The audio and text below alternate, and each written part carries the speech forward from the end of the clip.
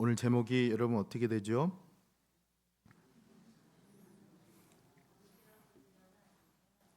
할렐루야. 여러분 혼자가 아닙니다.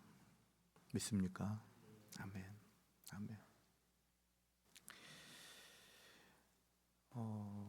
일부 예배를 마치고 이제 지하 친교실에 이제 성도님들 인사하러 가는데 중간에 부스에 이제 이씨 영어권 담당하시는 우리 집사님 한 분이 혼자 부스에서 펀드레이저 광고하면서 이제 오시는 분들에게 안내해 주시려고 계시는데 혼자 식사를 하고 계신 거예요. 그래서 제가 바로 말씀드렸습니다. 우리 집사님 혼자가 아닙니다. 집사님 곁에 주님 계십니다. 여러분 곁에 주님 계심을 믿습니까? 아멘. 네. 하나님의 섭리를 믿고 로마 시민임을 밝히면서 바울은 죽음의 위기를 탈출합니다. 그리고는 결국 산헤드린 공회 앞에 서게 되죠. 유대인 재판장 앞에 선 겁니다. 그러나 결백을 증명해 풀려나기는커녕 도리어 어둡고 차디찼을 감옥에 다시금 갇히는 신세가 되고 맙니다. 그렇게 시리에 빠졌을 그 바울, 그에게 주님께서 찾아와 위로하고 격려해 주시는 말씀이 바로 오늘 말씀입니다. 주님 그 곁에 서서 담대하라 말씀하시죠. 자, 11절 말씀, 아까 우리가 봉독한 말씀인데 이 말씀을 같이 다시 한번 읽어보도록 하지요. 시작. 그날 밤에 주께서 바울 곁에 서서 이르시되 담대하라, 내가 예루살렘에서 나의 일을 증언한 것 같이 로마에서도 증언하여야 하리라 하시니라. 아멘. 자, 그렇다면 첫째, 도대체 산헤드린 공회에서 어떤 일이 벌어졌던 것일까? 이제 그것부터 시작을 좀 해보죠. 오늘 본문인 23장, 그 앞장인 22장 마지막 절, 지난주 우리가 보았던 30절 말씀은 이렇게 말씀하고 있습니다. 이튿날 천부장은 유대인들이 무슨 일로 그를 고발하는지 진상을 알고자 하여 그 결박을 풀고 명하여 제사장들과 온 공회를 모으고 바울을 데리고 내려가서 그들 앞에 세우니라. 아멘. 바울이 자신을 변론하는 과정 가운데 유대인들이 다시 소리를 지르면서 폭동을 일으키자 천부장은 바울을 감옥으로 다시 넣게 되죠. 그리고 난 그 다음 날 여기 보면 공회라고 나오는데요. 이 공회가 바로 산헤드린 공회를 얘기하는 겁니다. 공회, 카운슬. 그 당시 바울을 재판하기 위해 정확히 어디서 공회가 열렸는지 장소는 모르지만 일단 이 산헤드린 공회가 어떤 것인지 좀 설명을 좀 드리면 그림을 보면서 좀 설명을 좀 드릴게요. 여러분이 산헤드린이라고 하는 말은 함께 둘러 앉는다라는 뜻입니다. 그래서 그림에서 보는 것처럼 가운데 의장이 대제사장이 앉고요. 그리고 양옆에 그 공회원들이 좌우로 앉아서 회모를 진행한다는 뜻에서 산헤드린, 거기서 유래한 겁니다. 함께 둘러 앉는다. 그러니까 유대인들의 최고 의결 기관이죠. 율법 해석과 재판을 담당하는, 그러니까 바울이 저 앞에 서게 된 것입니다. 그러면서 자신을 이제 공회 앞에서 변론하는 게 23장으로 넘어와서 1절부터 그 말씀이 시작되는 겁니다. 자, 1절 바울이 이렇게 말씀을 하죠. 같이 읽어볼까요? 시작. 바울이 공회를 주목하여 이르되 여러분 형제들아, 오늘까지 나는 범사의 양심을 따라 하나님을 섬겼노라 하거늘. 아멘. 여러분 이 말이 뭡니까? 한마디로 내가 양심에 따라, 나 어떻게 했다는 거죠? 지금까지 하나님 잘 섬겼다. 우리 중에 이렇게 고백할 수 있는, 자신을 얘기할 수 있는 사람이 사실 몇이나 될까요? 우리가 남 앞에, 재판 앞에, 주님의 그 보좌 앞에서 하나님 저 잘 섬기지 않았습니까? 라고 얘기할 수 있는 그 사실 모르겠습니다. 두려워 떨며 주님 제가 많이 부족합니다, 연약합니다 해야 할 것이 어쩌면 우리의 모습일 터인데 이 말을 우리가 얼핏 들으면 너무 뻔뻔하게 들리기도 하죠. 그런데 바울의 이 말은 내가 하나님을 잘 섬겼다라고 하는 이 말은 내가 지금 공회의 재판을 받을 만한 어떠한 죄도 범하지 않았다는 뜻입니다. 그런데 이 말이 대제사장 아나니아의 이 안에 속을 완전히 끌어오르게 하죠. 격분합니다. 그래서 2절을 보면 이 말을 듣고 경노한 대제사장 아나니아가 어떻게 하라고 하죠? 바울의 그 입을 치라 명합니다. 입을 치라는 건 뭐예요, 여러분? 더 이상 듣기 싫다, 들을 필요가 없다는 말이죠. 그저 바울이 어떻게 하느냐? 물러서지 않습니다. 당당하게 3절을 보면 이 대제사장 아나니아를 가리켜서 뭐라고 표현하냐면 회칠한다며 하나님이 너를 치시리로다. 여러분, 이 회칠한 담이라고 하는 것은 겉과 속이 다른 사람을 뜻하는 거예요.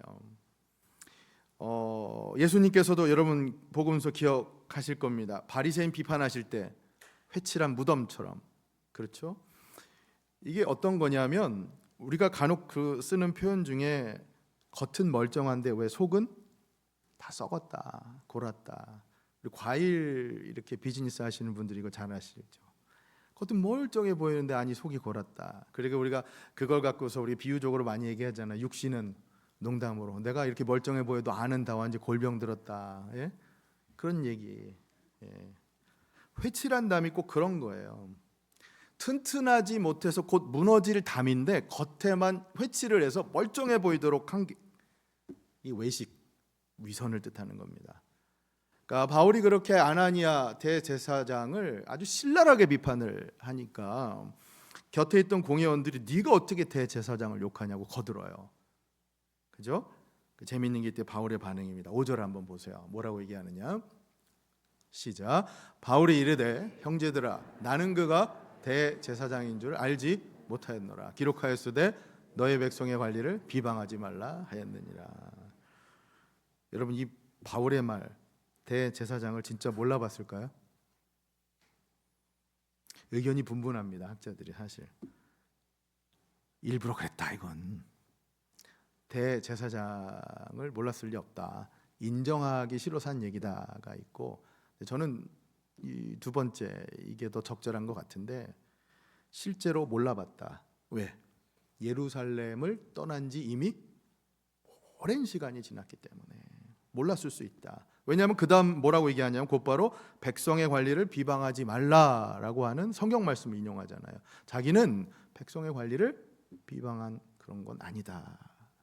자, 이때 주목할 것이 이 상황에서 바울이 번뜩이는 재치를 하나 발휘합니다. 6절 말씀이에요, 여러분. 자, 여기서 바울이 화제를 확 전환시켜 버립니다. 같이 읽어보죠. 시작. 바울이 그중 일부는 사두개인이요 다른 일부는 바리새인인 줄 알고 공회에서 외쳐 이르되 여러분 형제들아 나는 바리새인이요 또 바리새인의 아들이라 죽은 자의 소망 곧 부활로 말미암아 내가 신문을 받노라. 아멘.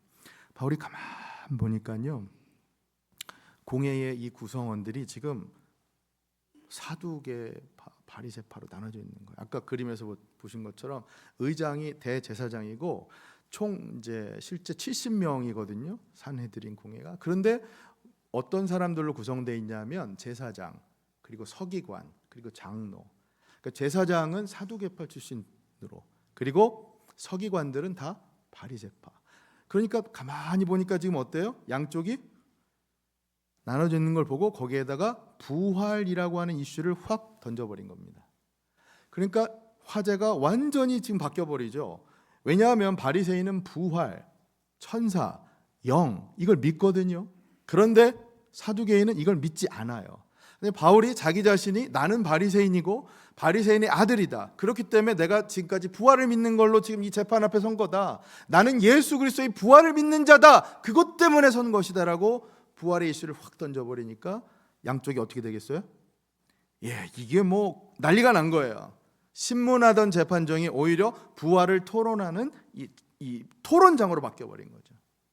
격렬한 분노까지 막 그렇게 끌어올랐던 이 재판정 분위기가 이제는 양쪽이 치열하게 불꽃 튀는 부활에 대한 토론을 하는 그런 분위기로 묘하게 전개가 된 거예요.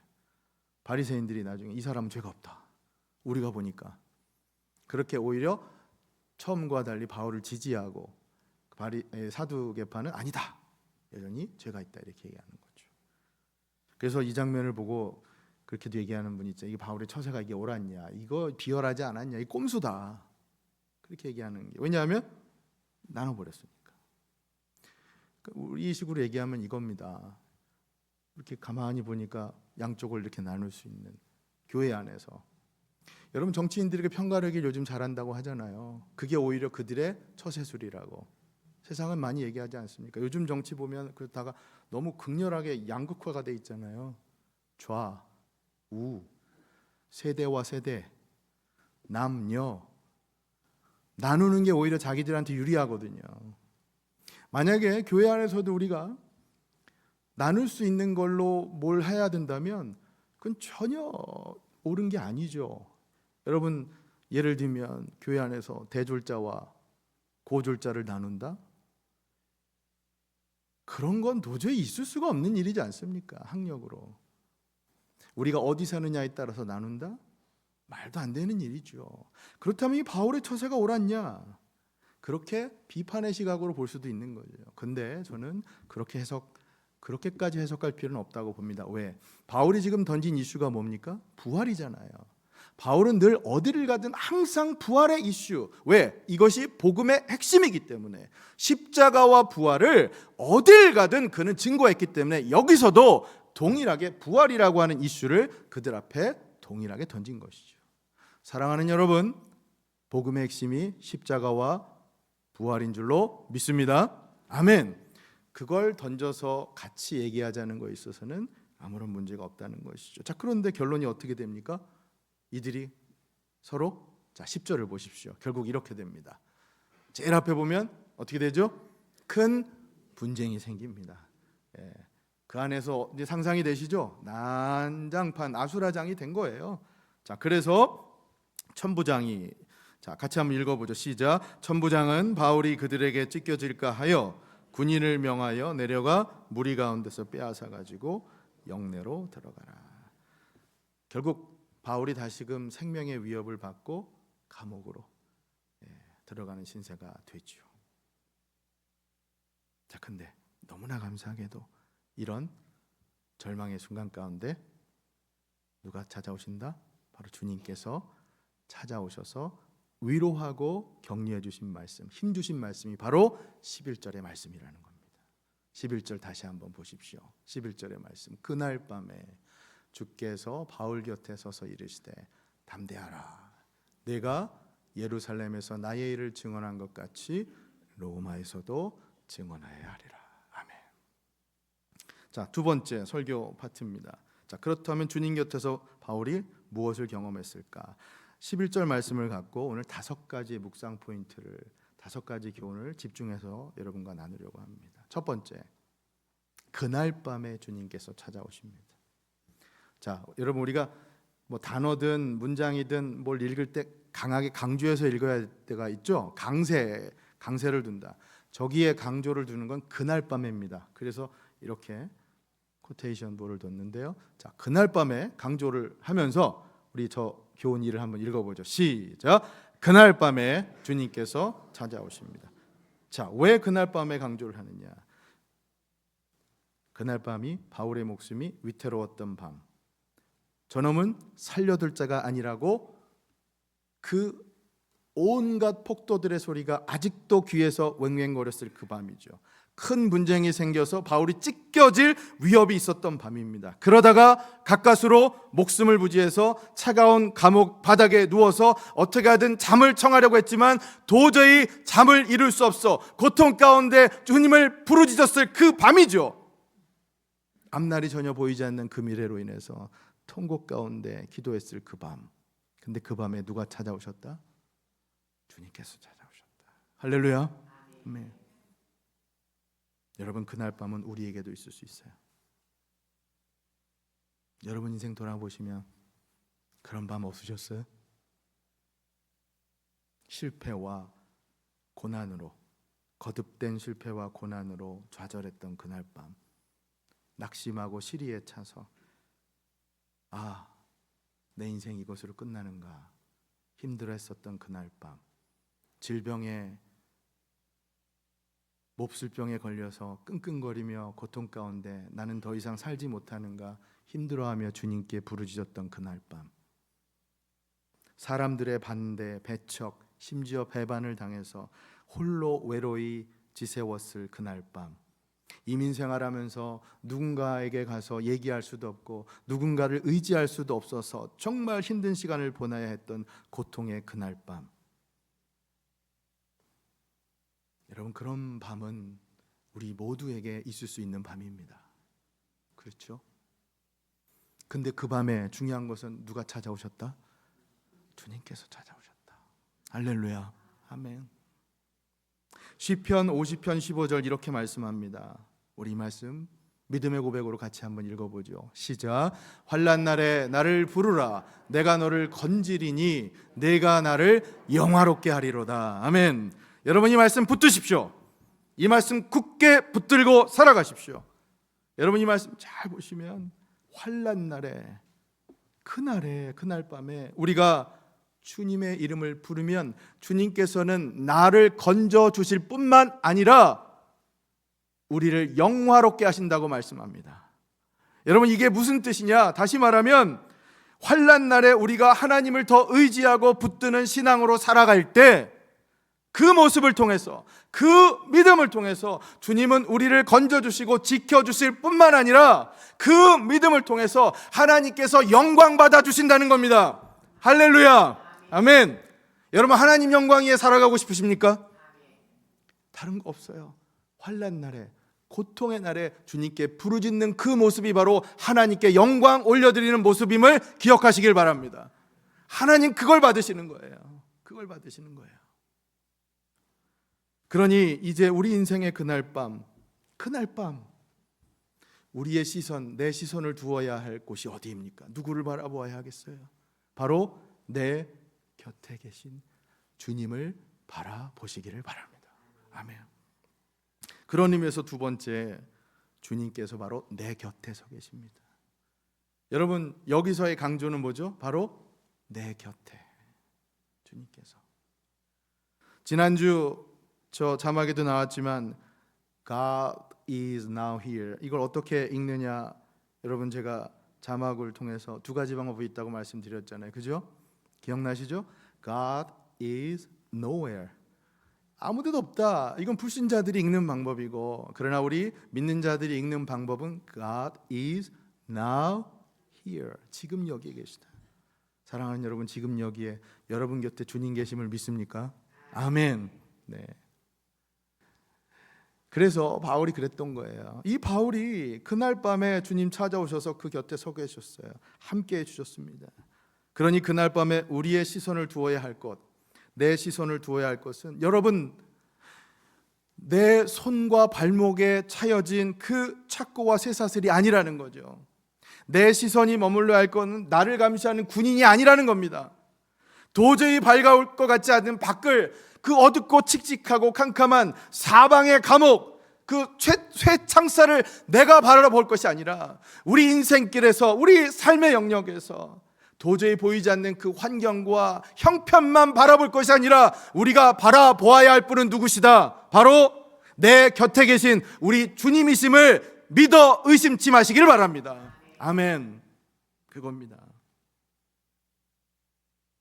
그래서 우리가 아까 축복했잖아요. 당신은 혼자가 아니라. 옆에 계신 분들에게 한 번 더 축복합시다. 주님 곁에, 아니요, 당신 곁에 주님 계십니다. 네, 그렇습니다, 여러분. 여러분 혼자가 아니에요. 네. 자, 세 번째. 그래서요, 11절 말씀을 통해서 우리는 주님께서 담대하라고 말씀하십니다. 여기서의 강조는 담대하라. 11절 말씀 다시 보시면, 자, 주님께서 바울의 곁에 찾아오셔서 서 계셨을 뿐만 아니라 그날 밤에 친히 말씀해 주시죠. 무슨 말씀을 하십니까? 담대하라. 할렐루야. 우리 저 대부분의 성도님들 예배당 지금 이제 자리에 앉으시는데, 이제 제가 여러분 어디 앉으시는지, 어디만 보면 누가 계신지 이제 대충 알거든요. 왜냐하면 자신이 보통 앉는 자리에 앉으시잖아요. 근데 우리 권사님 오늘 딴 데 앉으셨네. 예. 근데 어떤 분들은 자리를 선택할 때 기준이 강대상과 설교자가 가장 잘 보이는 자리를 선택하시는 분이 계세요. 어떤 분들은 정반대로 제일 안 보이는 자리에 가서 앉으시는 분이 계시는데 신기하죠? 근데 저는 다 보여요. 근데 또 어떤 분들은 제일 어디가 잘 들리는가, 그걸 기준으로 해서 자리를 정하시는 분이 있어요. 소리에 민감하신 분. 제가 개인적인 발견이지만 그런 분들은 음악 하시는 분들 중에 많아요. 혹시 지금 잘 안 들리시는 분들, 여러분 우리 교회에 스피커가 어디 있는지 보시고 다음번부터는 스피커 밑에서 들으시면 잘 들립니다. 멀리 가시면 가실수록 안 들려요. 여러분, 제 포인트는 어떻습니까? 지금 여러분의 자리는 잘 보이는 자리입니까? 아니면 잘 들리는 자리입니까?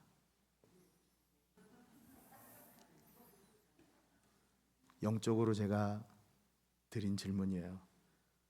여러분, 이 담대하라는 이 말씀, 주님의 말씀은 그 내용도 중요하지만 우리는 항상 이 담대하라, 주님아 주신 말씀, 두려워하지 말라, 이 말씀 내용도 중요하지만 제가 강조하고 싶은 포인트, 지금 내 시선을 두어야 할 것이 바로 주님이듯이 지금 여러분의 모든 청각과 청력을 집중해야 할 것은 주님의 음성, 주님의 말씀임을 잊지 마시길 바랍니다. 아멘. 여러분 그거 아세요? 요즘 해가 어두워지면 가을이라서 벌레 소리가 정말 잘 들립니다. 그렇죠?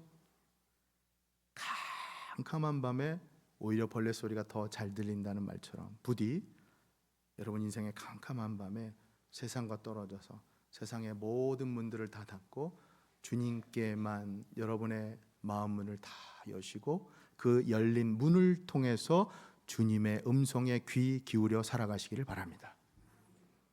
예, 바울이 잡히던 그날이 그랬어요. 생각해 보세요, 여러분. 얼마나 시끄러웠겠어요. 수많은 잡소리가 들렸겠죠. 저놈은 죽어도 마땅한 놈이다. 저놈은 실패자다. 저놈은 이제 끝이다. 얼마나 많은 소리가 들렸겠어요.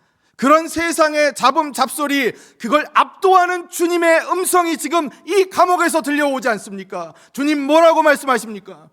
담대하라. 사랑하는 여러분, 세상의 소리에 귀를 기울이는 것이 아니라 바로 주님의 음성에 귀 기울이며 살아가실 수 있기를 진심으로 주님의 이름으로 간곡히 권면드립니다. 아멘. 그겁니다, 여러분. 그거예요. 담대하라는 말씀은 그 내용도 중요하지만 주님의 음성, 이 주님의 말씀에 항상 집중하며 살아가시라는 말씀이에요. 여러분 요즘 많이 흔히 쓰는 말로 인사이더라는 말이고 인플루언서라는 말 많이 하죠. 그러니까 쉽게 말하면 유명인이란 얘기예요. 유명인. 근데 유명인이 되기 위해 유명인들이 갖는 가장 큰 특징이 뭐냐? 제가 재밌는 얘기 들었는데 뭐냐? 유명인일수록 욕을 많이 먹습니다. 네. 여러분 살면서 유명해지고 싶으세요? 그러면 욕 먹을 각오하시고 유명인 되셔야 돼요. 요즘에 안타까운 건 그렇게 자기에게 쏟아지는 온갖 비방, 악플, 부정적인 평가, 물론 그 중에 새겨들어야 하는 쓴소리도 있죠. 그러나 선의가 아닌 대부분은 악의에 의한 잡음일 때가 많거든요. 그러니 사랑하는 여러분, 그런 사람의 평가, 세상의 소리가 아닌 주님께서 들려주시는 그 음성에 집중하며 살아가시길 바랍니다.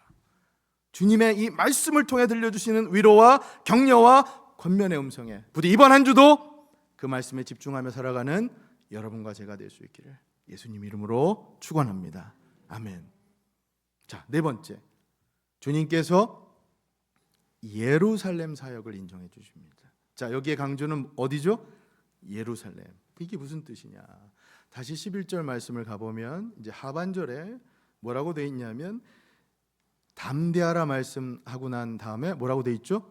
내가 예루살렘에서 나의 일을 증언한 것 같이, 이렇게 되어 있습니다. 그렇죠? 여러분, 이 말씀은 예수님께서 바울이 예루살렘에서 한 사역을 인정해 주셨다는 의미입니다. 굉장한 격려의 말씀이에요. 왜? 바울은 그 속마음, 제가 바울의 심정에 생각을 해보면 그랬을 것 같아요. 이거 내가 예루살렘에 괜히 왔나? 이거 내 사역은 실패인가? 내 인생은 여기서 끝나는 건가? 감옥에 갇혀서 그런 실패가 지금 바울의 모니 마음에 가득했을 그 상황에 주님께서 뭐라고 말씀하시느냐? 내가 예루살렘에서 나의 일을 증언한 것 같이. 이 말씀은 예루살렘에서 한 바울의 사역을 인정해 주셨다는 거예요. 여러분 인생 이 말씀 적용해서 한번 돌아보세요. 학업 가운데 있는 우리 청년들, 너무너무 열심히 공부하지만 한계가 몰려올 때가 있어요. 비즈니스 하신 우리 장년분들, 정말 열심히 사업하시지만 세상 말로 폭망할 때도 있어요. 그러면 이걸 어떻게 해야 되나? 이 실패와 좌절 가운데 심지어 자살까지 생각하시는 분도 있어요. 근데 여러분,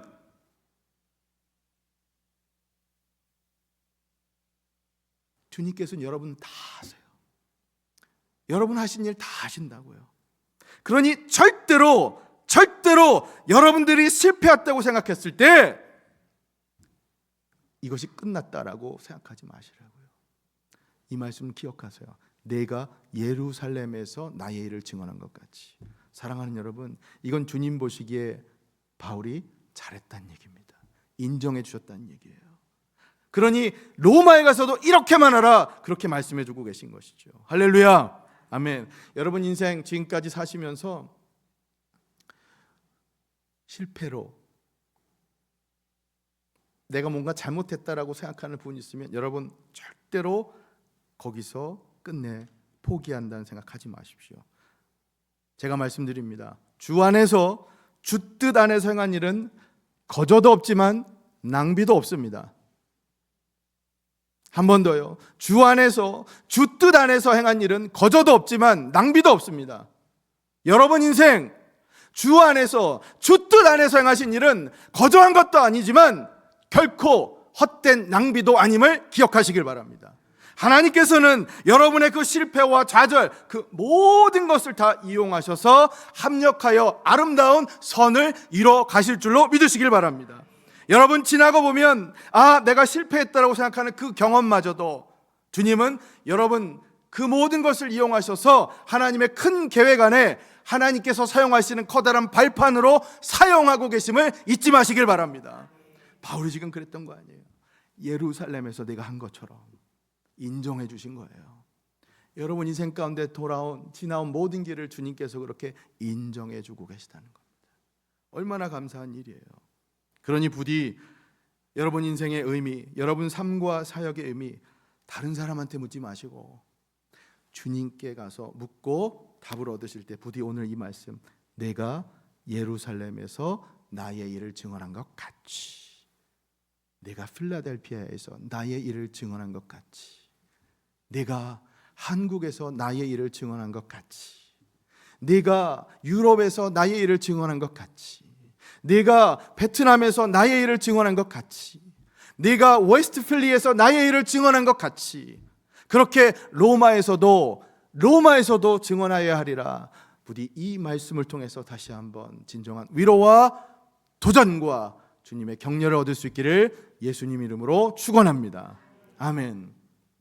마지막 그래서 다섯 번째는요, 주님께서는 로마의 비전을 보여주십니다. 11절 말씀 가운데 여기에 강조는 뭐죠? 로마의 비전이에요. 로마의 비전. 자, 저기에 강조를 두면서 우리 같이 교훈 다섯 번째를 한번 읽어볼까요? 시작. 주님께서 로마의 비전을 보여주십니다.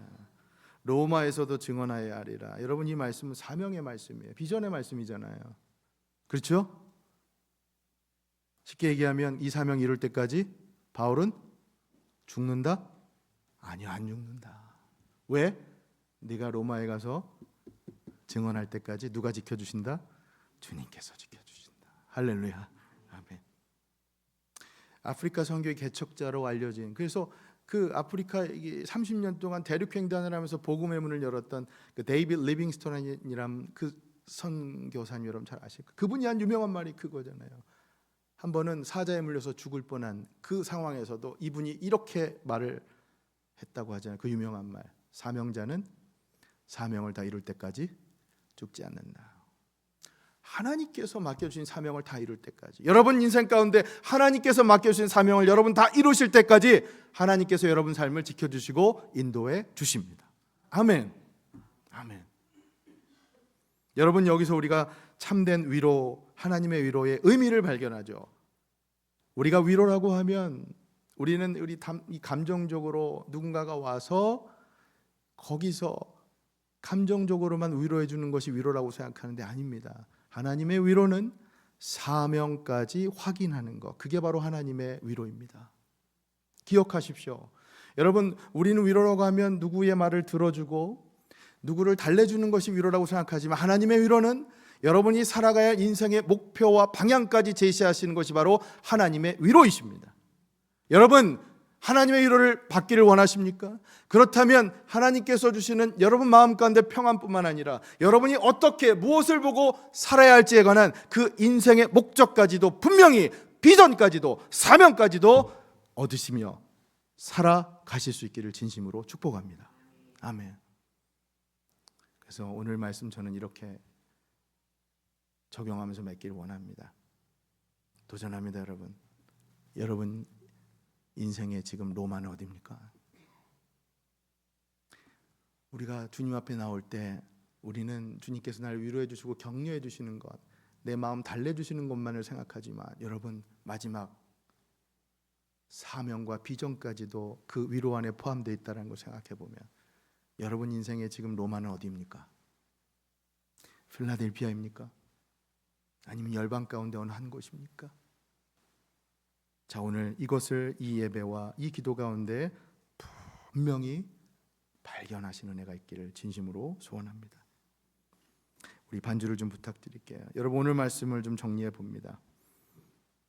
눈을 감고 한번 여러분 오늘 말씀을 정리해 보죠. 예루살렘의 감옥에 갇힌 바울, 그날 밤 그의 곁에는 아무도 없었습니다. 인간적인 눈으로 보면 적들밖에 보이지 않았습니다. 주위에 온통 적들밖에 없었어요. 심지어 예루살렘 교회 지도자들 눈에 띄지도 않습니다. 성경은 초대교회의 성도들이 도움을 줬다라는 말도 없습니다. 바울은 그렇듯 철저히 혼자였습니다. 그렇게 보입니다. 하지만 여러분, 우리는 압니다. 믿음의 눈으로 보면 바울은 혼자가 아니었습니다.